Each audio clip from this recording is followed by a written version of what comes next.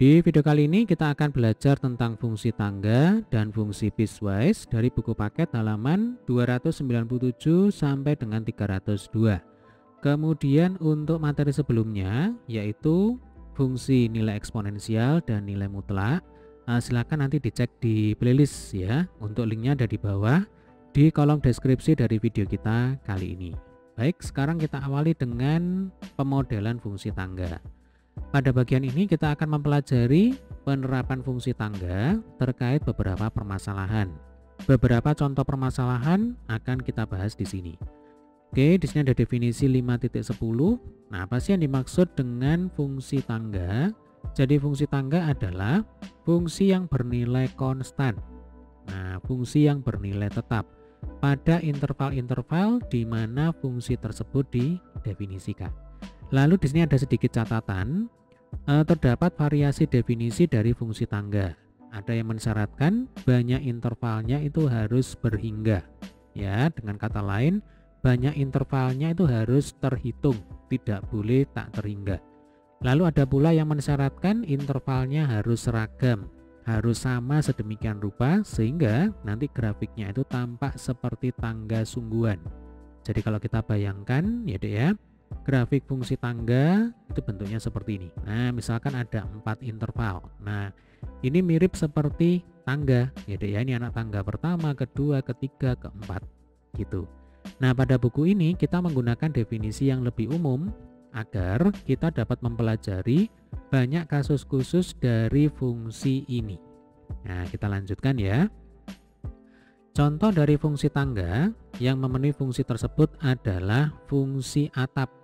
Nah, ini kalau adik-adik belajar spreadsheet ya, Microsoft Excel, nanti ada yang disebut sebagai fungsi ceiling ya, atau fungsi atap yang dilambangkan dengan ini secara matematis ya, fx sama dengan, nah ini keliru ya dek ya, mestinya kurung siku tapi sikunya itu di bagian atas. Nah, jadi fungsi ceiling, nah lambangnya seperti ini, kurung siku tapi di bagian atas ya, yang maknanya adalah bilangan bulat terkecil yang lebih dari atau sama dengan X, atau bahasa yang gampang adalah bulatkan ke atas ya dek ya. Jadi misalkan kita pakai angka aja ya, F1,6 berarti nanti hasilnya adalah 2. Kemudian F1,3, nah ini hasilnya juga sama dengan 2 karena bulatkan ke atas ya. Ceiling atau atap itu ada di atas. Nah, gitu cara mengingatnya. Kemudian contoh lain adalah fungsi lantai atau floor gitu ya. Lantai itu ada di bawah yang dilambangkan dengan, nah ini juga keliru ya, saya perbaiki di sini. Ini floor, lambangnya adalah kurung siku tapi sikunya di bawah. Nah, seperti ini ya, dan bermakna bilangan bulat terbesar yang lebih kecil dari atau sama dengan X ya. Jadi kalau ceiling itu bulatkan ke atas, lah kalau floor itu bulatkan ke bawah ya. Langsung kita gunakan angka. Misalkan di sini kita punya F1,6 ya, kita pakai bilangan yang sama saja supaya tahu bedanya. Jadi kalau bulatkan ke bawah dari 1,6 itu hasilnya sama dengan 1.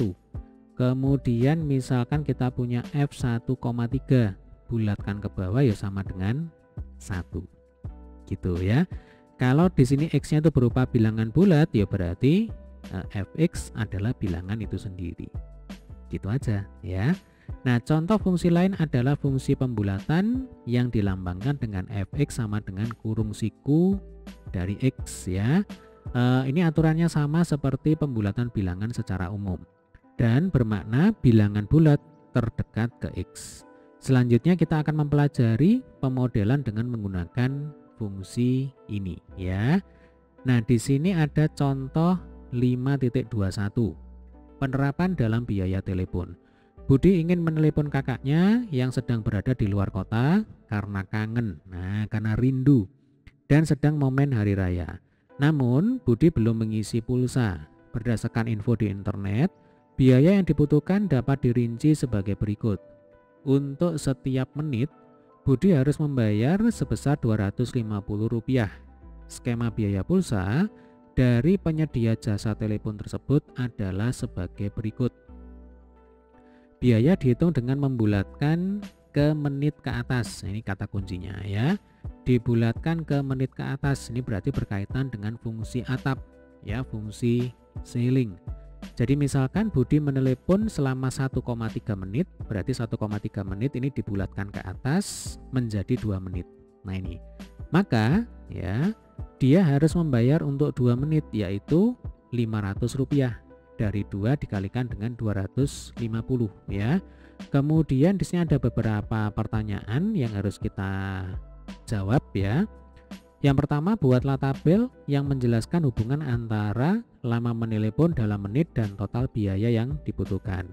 Lalu gambarkan grafiknya, kemudian tuliskan fungsi yang menyatakan total biaya yang dibutuhkan dalam lama menelepon. Lalu soal yang keempat, jika ingin menelepon selama 3 jam, apakah pulsa sebanyak 25.000 cukup?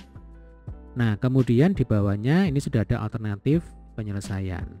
Berdasarkan informasi pada soal, kita dapat membuat tabel sederhana untuk menit dan besar biaya untuk menelepon sebagai berikut. Nah, di sini kita punya tabel 5.6 biaya menelpon dalam menit. Ya, baris pertama di sini menyatakan jumlah menit, kemudian baris kedua menyatakan biayanya. Jadi maksudnya begini. Ketika Budi menelpon selama 0 menit ya berarti biayanya adalah Rp0. Lalu kalau Budi menelpon selama 1 menit berarti biaya yang dibutuhkan adalah Rp250. Kalau Budi menelpon selama 2 menit ya berarti biaya yang dibutuhkan adalah Rp500. Ya, dari mana? Dari 2 kali 250 dan seterusnya. Oke. Lalu kita ke soal B ya. Soal B itu berkaitan dengan menggambar grafik. Nah, adik-adik, berdasarkan informasi yang ada di soal, karena skema biaya menelpon yang ada yaitu dengan membulatkan biaya ke bilangan bulat atas, berarti ini berkaitan dengan fungsi atap ya atau fungsi ceiling, maka grafik dari permasalahan tersebut adalah sebagai berikut. Nah, coba perhatikan ya. Sumbu mendatar di sini menyatakan lama menelpon dalam satuan menit. Kemudian sumbu tegak menyatakan biaya dalam satuan rupiah ya. Kemudian kalau kita amati kurvanya, ini mirip seperti anak tangga ya. Maka ini adalah contoh kurva atau contoh grafik dari fungsi tangga. Yang mana jenis fungsi tangganya adalah fungsi atap atau fungsi ceiling. Nah, contohnya begini. Kalau Budi menelpon selama taruhlah 0,5 menit. Nah, 0,5 menit itu kan ada di interval 0 sampai dengan 1. Maka 0,5 itu kita bulatkan ke atas sama dengan 1. Ya, apa artinya? Artinya kalau Budi menelpon selama 0,5 menit dianggap sama dengan ketika dia menelpon selama 1 menit. Maka biayanya ya itu adalah Rp250. Contoh lagi. Kalau misalkan Budi menelpon selama taruhlah 3,1 menit. Nah, 3,1 itu kan ada di interval 3 sampai dengan 4 menit. Nah, kurvanya ada di sini ya, Rp1.000. Apa artinya? Artinya walaupun Budi menelpon selama 3,1 menit, jadi ya, maka tetap dianggap Budi menelpon selama 4 menit ya, dibulatkan ke atas. Nah, 4 kali 250 sama dengan Rp1.000. Gitu maksudnya ya. Sampai sini bisa dipahami ya. Oke, selanjutnya kita ke soal C. Nah, ini tuliskan fungsi yang menyatakan total biaya yang dibutuhkan dalam lama menelpon ya. Kalau total biaya kita misalkan fx, kemudian lama menelpon kita misalkan x. Nah, coba kita baca aja ya. Oke. Jadi fungsi yang dapat merepresentasikan fenomena di atas adalah fungsi tangga. Oke, ini tadi sudah kita singgung. Yang dapat dinotasikan sebagai berikut. Jadi fx ini adalah biaya yang dibutuhkan atau biaya yang dikeluarkan sama dengan 250. Nah, ini mestinya bukan kali K melainkan dikalikan dengan X ya. Dengan X menyatakan lama menelpon dalam satuan menit. Dengan X-nya di sini ada di interval K-1 sampai dengan K, yang mana K itu adalah bilangan asli. Nah, yang namanya bilangan asli Berarti bilangan bulat dimulai dari 1, ya kan, 1, 2, 3, 4, 5 dan seterusnya. Nah gitu ya. Nah maksud notasi tersebut adalah sebagai berikut. Misalnya kita memiliki X sama dengan 2,7, artinya Budi menelpon selama 2,7 menit. Nah karena 2 kurang dari 2,7 kurang dari atau sama dengan 3, atau pendek kata adalah 2,7 terletak pada interval 2 dan 3 menit, maka F2,7 itu kita anggap sama dengan F3, ya, 2,7 dibulatkan ke atas menjadi 3, sehingga biaya yang dikeluarkan adalah 250 kali 3 sama dengan 750 gitu. Lalu notasi lain dari fungsi ini dapat dinyatakan dengan bantuan fungsi ceiling atau fungsi atap sebagai berikut. Fx sama dengan 250. Nah ini notasinya juga keliru ya, mestinya ini kali kurung siku, tapi sikunya di bagian atas saja. Nah ini maksudnya bulatkan X ke atas gitu. Jadi Fx sama dengan 250 dikalikan dengan X, yang mana X ini harus dibulatkan ke atas. Ya, jelas ya. Oke, selanjutnya kita ke soal D. Untuk soal D tadi adalah, nah ini, jika ingin menelpon selama 3 jam, apakah pulsa Rp25.000 itu cukup? Ya. Nah, tinggal kita hitung ya, Dek ya. 3 jam dapat dinyatakan sebagai 180 menit. Ya, 1 jam itu 60 menit, berarti 60 kali 3 itu sama dengan 180 menit. Artinya biaya yang dibutuhkan oleh Budi adalah, ini mestinya bukan 150 ini ya, mestinya 180 dikali 250, nanti hasilnya itu adalah 45.000 ya, Rp45.000.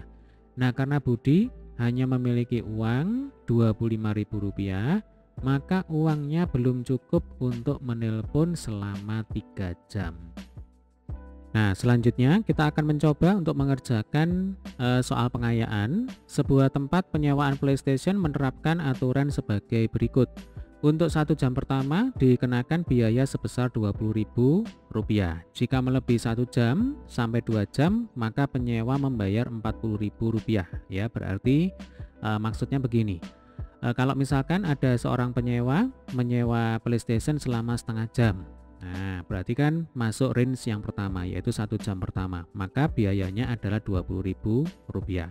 Kemudian kalau ada penyewa yang lain, misalkan dia menyewa selama 1,5 jam, nah maka masuk range yang kedua, yaitu 1 sampai dengan 2 jam, maka biaya sewanya adalah Rp40.000. Berarti ini serupa dengan contoh soal yang barusan kita bahas ya, jadi dibulatkan ke atas. Coba kita lanjutkan. Jika melebihi 2 jam sampai dengan batas 3 jam, berarti 2 jam sampai dengan 3 jam, maka penyewa diharuskan membayar Rp60.000 ya, berarti fix ini pembulatan ke atas. Jadi kalau misalkan ada seseorang menyewa selama taruhlah 2,8 jam, maka dianggap dia menyewa selama 3 jam. Nah biaya sewa per jamnya itu adalah Rp20.000. Berarti kalau menyewa selama 3 jam, 3 kali 20, maka biayanya adalah Rp60.000 ya. Berarti nanti ini berkaitan dengan fungsi atap atau fungsi ceiling. Aturan berlaku juga untuk jam-jam berikutnya. Nah di sini tugas kita adalah buatlah tabel, grafik dan fungsi terkait permasalahan tersebut seperti pada contoh sebelumnya. Tentukan juga berapa jam maksimal Andi dapat menyewa PlayStation di tempat tersebut jika dia memiliki uang Rp125.000. Oke, ini soalnya sudah saya pindahkan di sini. Kemudian nanti kita akan buat tabelnya dulu, lalu nanti kita akan gambar grafiknya ya. Oke, untuk tabelnya berarti baris pertama di sini menyatakan waktu sewa ya, waktu sewa dalam satuan jam. Kemudian bawahnya ini menyatakan biaya ya dalam satuan rupiah. Jadi kalau waktu sewanya itu 0 jam maka biayanya adalah Rp0. Lalu kalau waktu sewanya itu 1 jam, menurut data yang diketahui di soal ya, untuk 1 jam pertama biayanya Rp20.000. berarti di sini Rp20.000. Kalau waktu sewanya 2 jam ya. Nih, jika melebihi 1 jam sampai 2 jam, maka penyewa membayar Rp40.000. Jadi dengan kata lain bahwa biaya sewa per jam itu adalah sebesar Rp20.000. Kemudian kalau waktu sewanya 3 jam, ya berarti tinggal 3 kali 20, ya kan, sama dengan Rp60.000. Nah, ini kan cocok ya. Aturan tersebut berlaku juga untuk jam-jam berikutnya. Berarti di sini 4, 5 ya. 4 kali 20 sama dengan 80.000, lalu 5 kali 20 sama dengan 100.000 ya. Dan seterusnya. Nah, selanjutnya kita tinggal gambarkan grafiknya ya Dek ya. Untuk sumbu X ini kita buat untuk waktu, kemudian untuk sumbu Y kita buat untuk biaya. Nah, berarti kita lengkapi dulu. Di sini 1 jam, 2 jam, 3 jam, 4 jam, ini sampai 5 jam ya. Kemudian ini biayanya berarti Rp20.000, Rp40.000, Rp60.000, Rp80.000, kemudian di sini Rp100.000. Nah, tinggal kita gambar grafiknya ya Dek ya. Kembali kita mengacu ke data yang diketahui di soal. Jadi untuk 1 jam pertama berarti rentang waktunya adalah dari 0 jam sampai dengan 1 jam.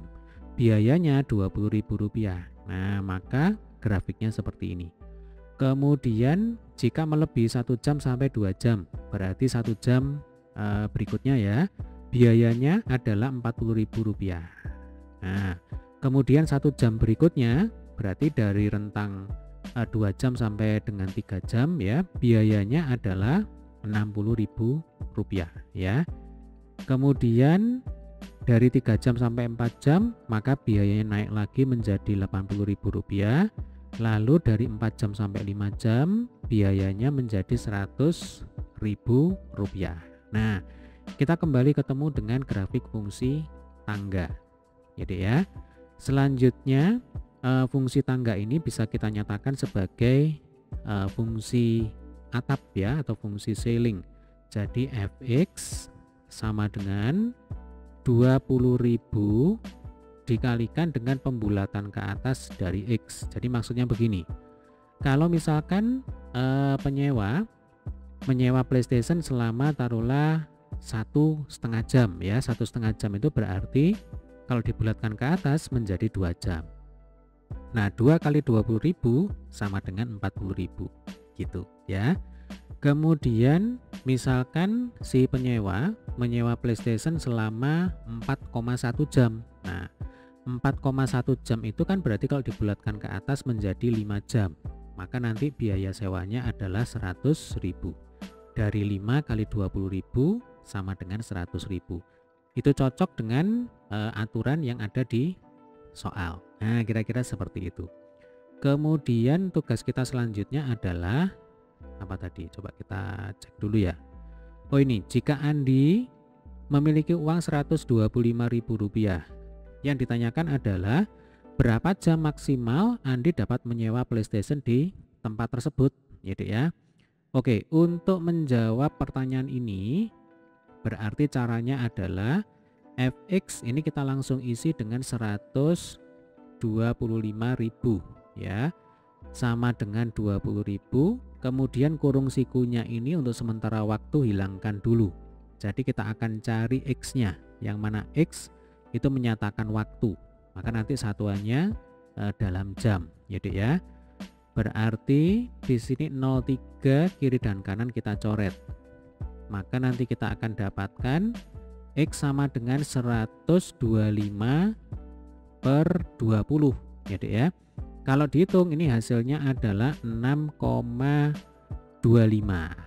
Nah, nanti kalau 6,25 dikali dengan 20.000 itu memang sama dengan 120.000 ya Dek ya. Tetapi fungsinya itu kan yang ini yang benar. Nah, Fx sama dengan 20.000 dikali dengan pembulatan ke atas dari X ya. Ini adalah fungsi yang benar. Nah, kalau ini kan hanya membantu kita ya, kira-kira nanti X-nya itu ada di kisaran berapa jam gitu ya. Nah, sehingga kalau 6,25 dimasukkan ke fungsi yang atas, fungsi yang benar, maka nanti 20.000 dikali dengan 7 ya kan, sebab 6,25 kalau dibulatkan ke atas itu menjadi 7 jam. Nah, 7 kali 20.000 sama dengan 140.000. Berarti uang Andi kurang ya kan, karena uang Andi hanya 125.000. Maka nanti X yang benar itu adalah 6 jam ya. Jadi X itu sama dengan 6 jam. Ini maksimalnya ya. Jadi maksimal Andi bisa menyewa PlayStation di tempat ini selama 6 jam. Jadi kalau 6 jam dibulatkan ke atas ya sama dengan 6 jam kan gitu. 6 kali 20.000 sama dengan 120.000. Berarti kalau Andi punya uang 125.000, kemudian dia menyewa PlayStation selama 6 jam ya Dek ya, maka biaya yang dikeluarkan 120.000. Berarti kembali 5.000 rupiah. Nah, maka jawaban yang benar adalah maksimal Andi dapat menyewa PlayStation selama 6 jam. Gitu, paham ya? Nah, selanjutnya kita akan belajar tentang pemodelan fungsi piecewise. Jadi pada bagian ini kita akan belajar tentang pemodelan dengan menggunakan fungsi piecewise atau yang kadang disebut sebagai fungsi sepotong-sepotong. Nah, simak definisinya sebagai berikut ya. Kita punya definisi 5.11. Pengertian fungsi piecewise. Jadi fungsi piecewise adalah fungsi yang didefinisikan dengan beberapa formula pada beberapa daerah asal ya. Beberapa formula itu maksudnya beberapa rumus yang berbeda ya, sesuai dengan daerah asalnya masing-masing. Nah, fungsi nilai mutlak dan fungsi tangga itu termasuk fungsi piecewise. Coba kita cek saja untuk fungsi tangga ya. Jadi maksudnya begini ya. Kalau fungsi piecewise itu kan disebut sebagai fungsi sepotong-sepotong. Nah, jadi tergantung intervalnya ya, tergantung X-nya. Contoh, untuk X sama dengan 0 sampai dengan 1, maka nanti formulanya yaitu Y sama dengan 20.000. Oke. Kemudian untuk X sama dengan 1 sampai dengan 2. Nah, maka formulanya untuk sumbu Y adalah Y sama dengan 40.000. Lalu untuk interval X sama dengan 2 sampai dengan 3, maka Y sama dengan 60.000. Dan seterusnya. Nah, ini adalah contoh dari fungsi piecewise, fungsi sepotong-sepotong gitu maksudnya ya. Oke, contoh sederhana yang lain adalah fungsi yang didefinisikan sebagai berikut. Fx sama dengan cos X untuk X kurang dari atau sama dengan 0. Jadi kalau X-nya itu kurang dari atau sama dengan 0, dengan kata lain X-nya itu merupakan bilangan negatif, maka formula atau rumus dari Fx itu adalah cos X ya. Sedangkan jika X terletak antara 0 sampai dengan pi, maka Fx itu sama dengan E pangkat X ya. Kemudian ketika X lebih dari atau sama dengan pi ya, ternyata Fx itu sama dengan pembulatan dari X. Nah, kira-kira begitu ya. Selanjutnya perhatikan contoh berikut dan kerjakan aktivitas mari mencoba untuk memahami pemodelan dengan menggunakan fungsi piecewise. Oke, di sini ada contoh 5.22. Penerapan fungsi piecewise. Mengiring mengikuti sebuah kompetisi yang melibatkan 3 aktivitas: kayak, bersepeda, dan berlari. Untuk kayak dia menghabiskan 2 jam ya Dek ya, untuk menempuh jarak sepanjang 20 km di sebuah danau. Selanjutnya dia bersepeda sejauh 50 km selama 2 jam. Terakhir mengiring berlari selama 1 jam sejauh 10 km. Nah, dari sini saja kita sudah bisa bayangkan ya. Maka nanti pasti ini berkaitan dengan fungsi piecewise ya, fungsi sepotong-sepotong, tergantung waktunya, tergantung nanti nilai X-nya. Nah, Tugas kita yang pertama adalah buat tabel yang menyatakan hubungan antara waktu tempuh, total jarak yang ditempuh, dan kecepatan untuk 3 jenis aktivitas.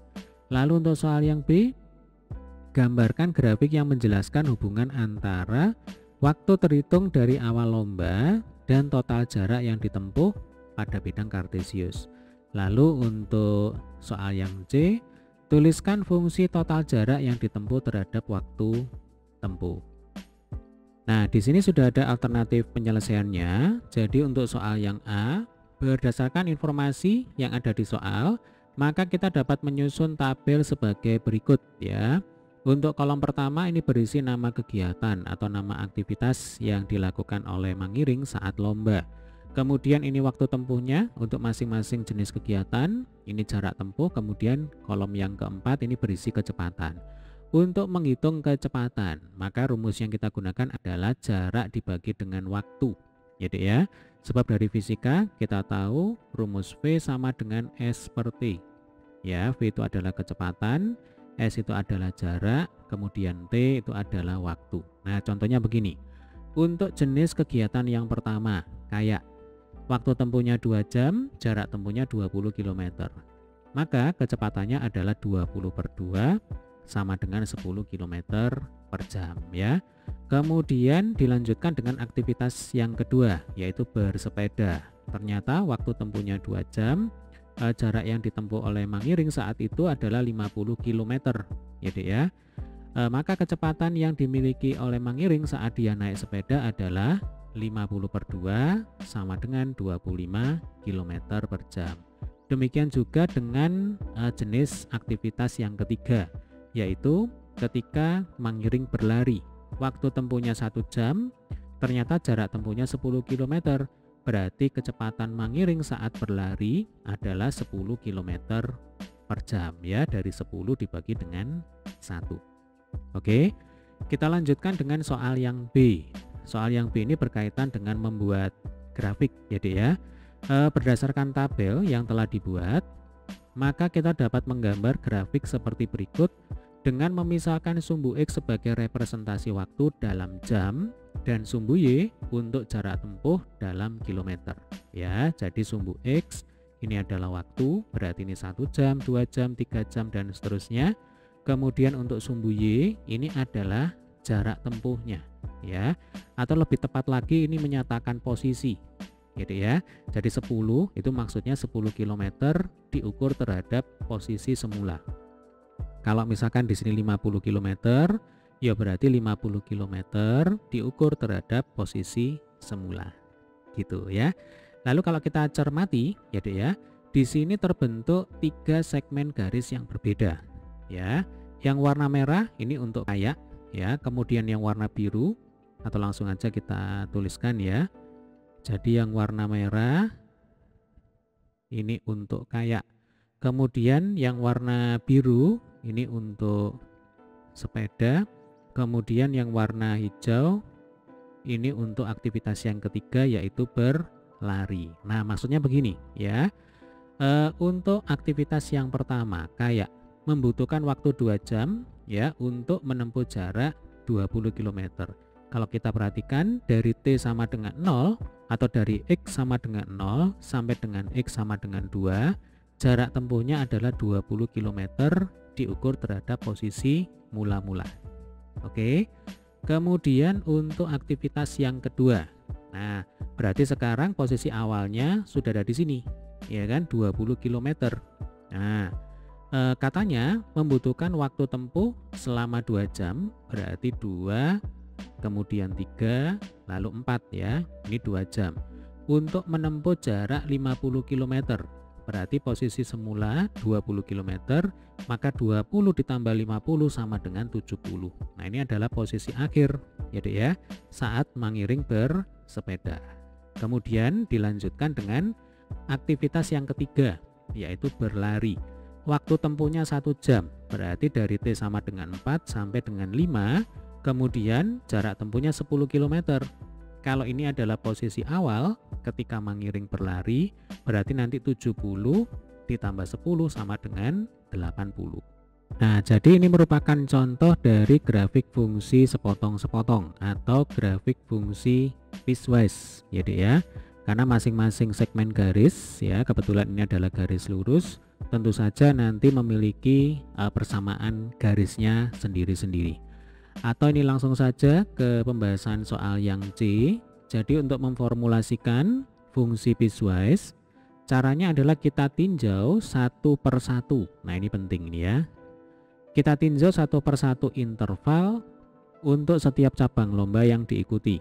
Jadi untuk 2 jam pertama, kecepatan mengiring saat menggunakan kayak adalah 10 km per jam dengan titik awal 0,0.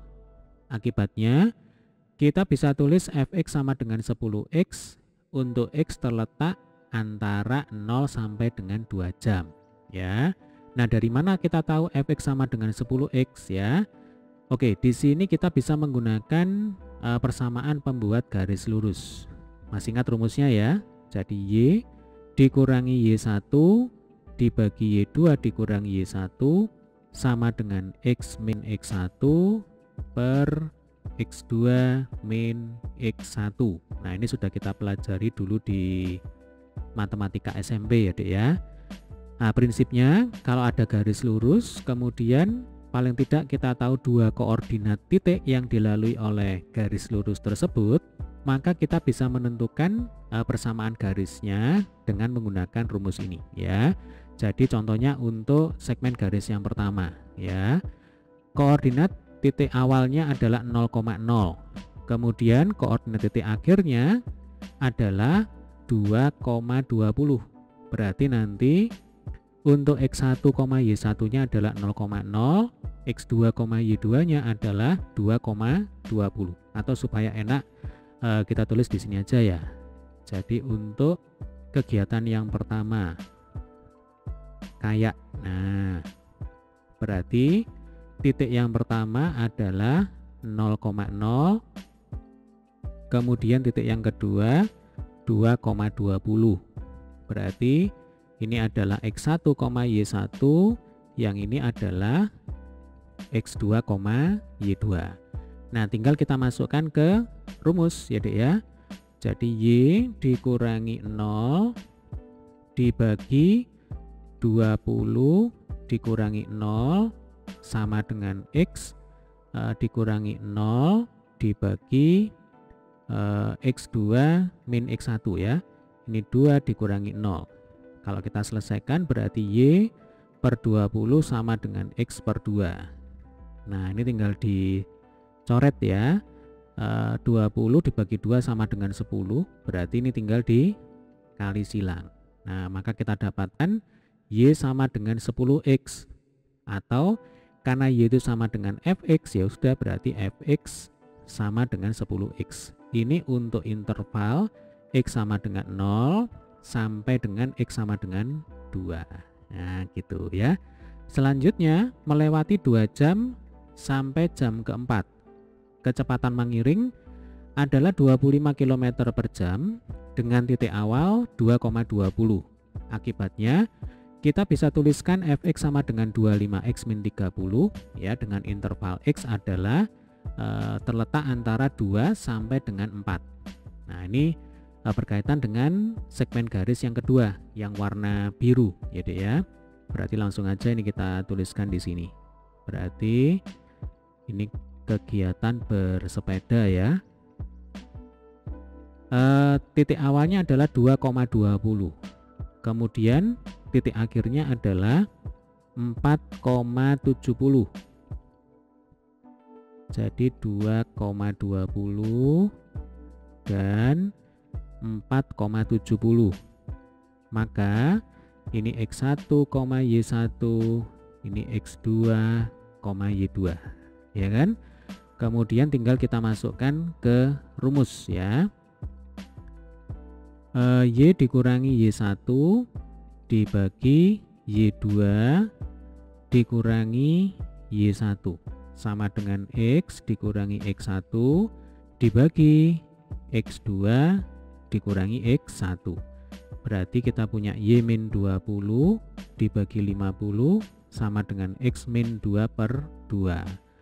Berarti 2-nya dicoret, 50-nya dicoret, ini diganti angka 25. Lalu dikali silang, gitu ya. Maka nanti kita akan dapatkan Y dikurang 20 sama dengan 25X dikurangi 50. Berarti Y sama dengan 25X dikurang 50 ditambah 20 sama dengan 25X dikurangi 30 ya.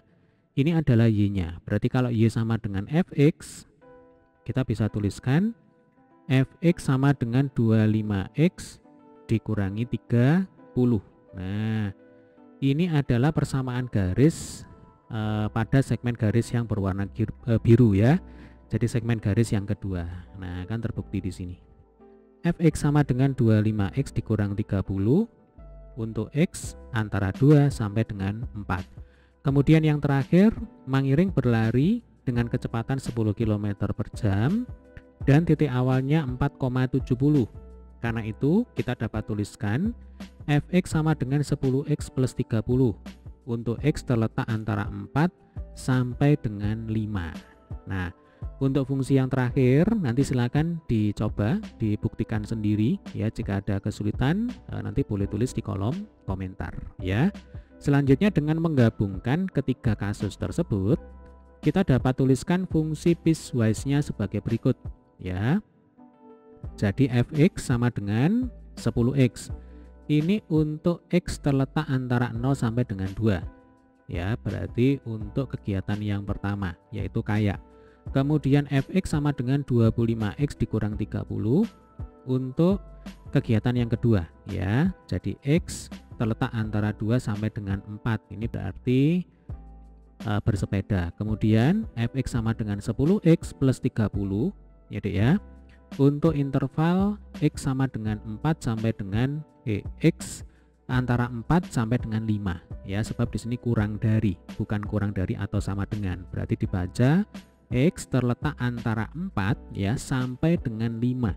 Nah, karena di sini kurang dari atau sama dengan, berarti sampai dengan 5. Ini untuk jenis kegiatan yang ketiga yaitu apa tadi? Berlari ya. Nah, ini berlari. Oke, sampai sini bisa dipahami ya, Dek ya. Baik, kita lanjutkan. Nah, selanjutnya di sini ada soal mari berpikir kritis. Jadi Surya mengikuti sebuah kompetisi yang melibatkan 3 aktivitas ya, ini setipe dengan soal yang barusan kita bahas, yaitu bersepeda, berenang, dan berlari. Surya menghabiskan 3 jam untuk menempuh jarak sepanjang 50 km di lintasan sepeda. Selanjutnya dia berenang sejauh 1 km selama 15 menit. Terakhir Surya berlari selama 2 jam sejauh 30 km. Kemudian ini soalnya sama ya Dek ya. Yang pertama buat tabel, kemudian yang kedua menggambar grafik, yang ketiga kita diminta untuk menuliskan fungsi total jarak yang ditempuh terhadap waktu tempuh. Yang jelas nanti kita akan ketemu dengan bentuk fungsi sepotong-sepotong ya, fungsi piecewise yang terdefinisi untuk masing-masing interval. Nah, tetapi untuk pembahasan soal ini akan saya lanjutkan di video berikutnya supaya durasinya tidak terlalu panjang ya Dek ya. Baik, semoga video pembahasan materi kali ini bermanfaat. Jika ada pertanyaan, ada kesulitan, silakan boleh tulis di kolom komentar. Terima kasih.